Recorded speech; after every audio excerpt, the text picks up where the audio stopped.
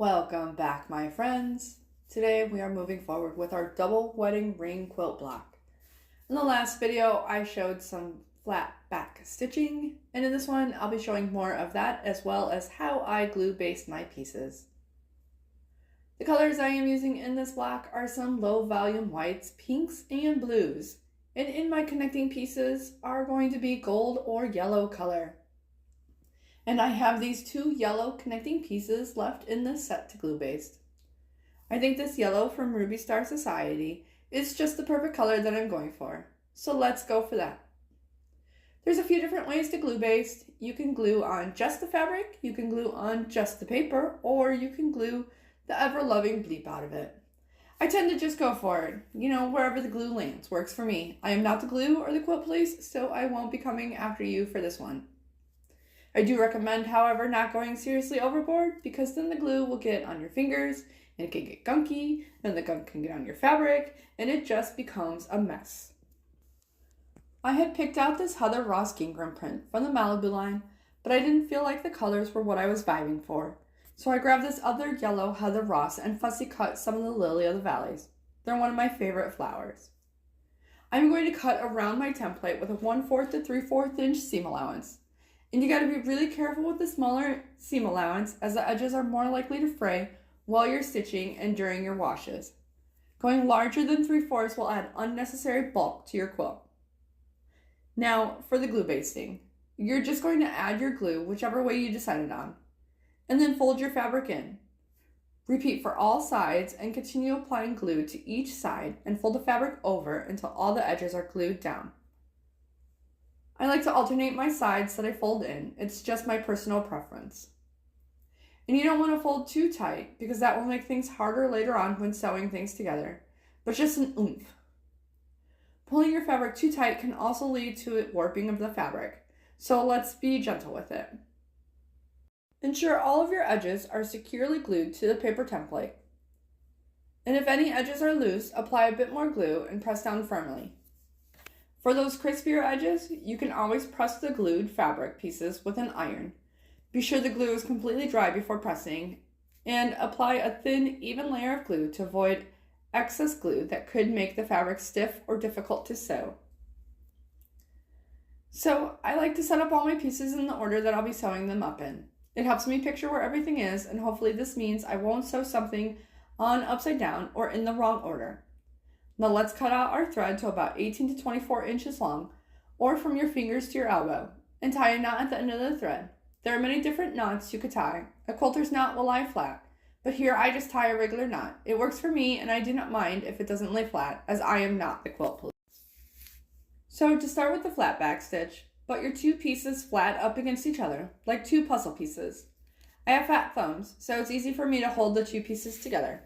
However, if you need some extra help, 2 magnets or some washi tape works great, and the washi tape won't leave a residue and you can use it more than once. Push your needle through just a tiny bit of the back fabric on each side.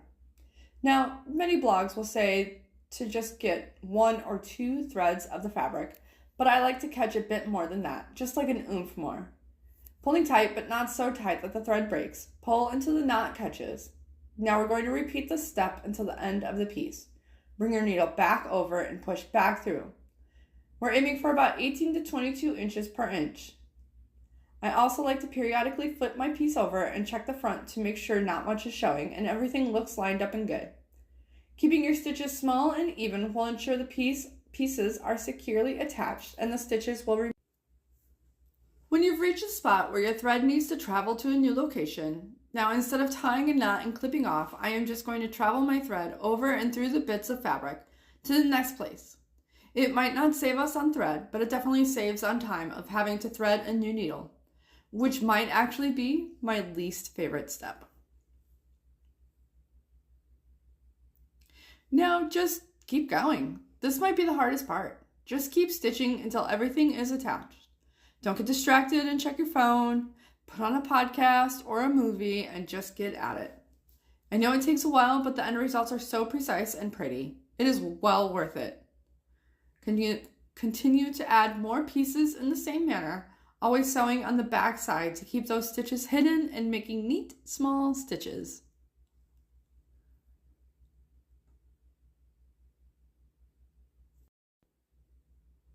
So now I'm just checking my placement and I'm starting to feel very excited with where this is going. A few other tips for flat back stitching. You'll also want to keep your needle perpendicular to keep your stitches straight. If your stitches end up being diagonal, you can pull your pieces and disjoint them. So again, push your two pieces flat up against each other, side by side. You'll want to hold both pieces with your thumb and forefinger and just push your needle through just a tiny bit of the back fabric on each side, grabbing just a bit more than a few strands of the fabric. The neat thing about the flat back stitch is even if you grab a bit more fabric, the stitches are still hidden from the. Now pull your thread tight, but not so tight that the thread breaks. I've broken my thread many times, so don't be surprised when it happens. Just remind yourself to be a bit more gentle and bring your needle back over and push back through. Again, you are aiming for about 18 to 22 stitches per inch. I have read on some blogs that they check for 15 to 20 stitches per inch, so go with what you prefer. I like those tight, close stitches. I also like to periodically flip my piece over and check the front to make sure not much is showing and everything looks lined up and good. Keeping your stitches small and even will ensure the pieces are securely attached and the stitches will remain hidden. Once a section of your quilt is completely sewn together, you can remove the paper templates. I tend to keep my papers in until the very last moment. I like the extra stability that you get from the papers. But if I am working on a big quilt and moving it around a lot, I'll remove the innermost papers to reduce some of that weight. So carefully remove the paper templates, being cautious not to distort the fabric shapes, and iron everything back in place.